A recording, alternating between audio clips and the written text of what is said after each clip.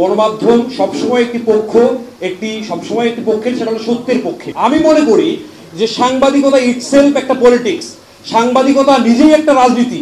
সাংবাদিকতা একটা পবিত্র পেশা, এটাকে আপনাকে মাথায় ধারণ করতে হবে। ভিতরে ভিতরে কি হয়, আমরা অনেকগুলো গণমাধ্যমে কাজ করে আসছি। আমাদের সহকর্মীদের দুঃখ দুর্দশা, অনেক সহকর্মী এখনো টাকা পায়নি। সাংবাদিকতা আপনারা বিএনপির কেন লেজুভিত্তি করতে হবে, আওয়ামী লীগের কেন লেজুভিত্তি করতে হবে? আমাদের জার্নালিজম, আমাদের পলিটিক্স সর্বক্ষেত্রে একটা অন্ধকার যুগ ছিল বলে আমার মনে হয়।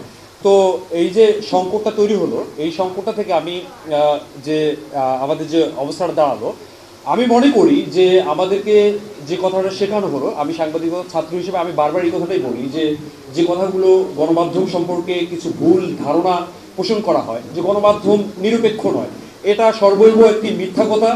আমি মনে করি গণমাধ্যম সবসময় একটি পক্ষের, সেটা হলো সত্যের পক্ষে। সাংবাদিকতার একটাই নীতি, সবসময় সাংবাদিকতা একটা পক্ষ নিয়ে চলে, সেটা হলো সত্যের পক্ষ নিয়ে চলে। আর সাংবাদিকতা যে আমরা যে অবস্থাটায় পড়ে গেলাম, যে পরিস্থিতিতে আমরা মনে করছি যে পলিটিক্যাল পার্টিগুলোই শুধুমাত্র রাষ্ট্রের মালিক। পলিটিক্যাল পার্টিগুলোর তারা মানে রাজনৈতিক লড়াই সংগ্রাম করবে। বাংলাদেশের পলিটিক্যাল পার্টিগুলোর কী চরিত্র সেটা আপনারা সবাই পরিষ্কারভাবে জানেন। এরা কি করে? এরা মানে রাষ্ট্রের আইন দ্বারা স্বীকৃত নয় এমন সমস্ত ধরনের কার্যক্রম দ্বারা তাদের জীবিকা নির্বাহ করে। কেমন কি করে? চাঁদাবাজি করে, টেন্ডারবাজি করে, ঘুষ বাণিজ্য করে, চাকরি নিয়োগ বাণিজ্য করে, ইত্যাদি ইত্যাদি।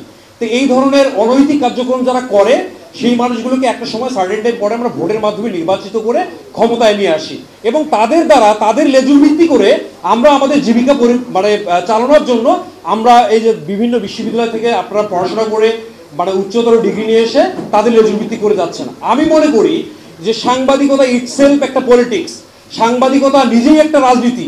সাংবাদিকতা আপনারা বিএনপির কেন লেজুভিত্তি করতে হবে, আওয়ামী লীগের কেন লেজুভিত্তি করতে হবে? সাংবাদিকরা নিজেরাই তো একটা পলিটিক্স করতে পারে। সাংবাদিকদের পলিটিক্স হলো সাংবাদিকতা, আপনাদের পলিটিক্স হলো সত্য।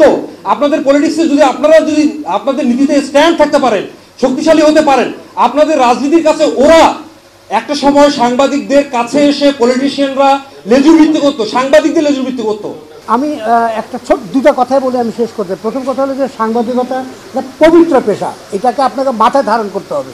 এটাকে নিয়ে যে বললেন যে ব্যবসা করতে হবে, এটা নিয়ে আপনি ঝাড়িঝুড়ি মারবেন, আপনি একটা দারোগার মতন ব্যবহার করবেন, মাঝে মধ্যে ম্যাজিস্ট্রেটের মতো প্রশ্ন করেন মাইক নিয়ে।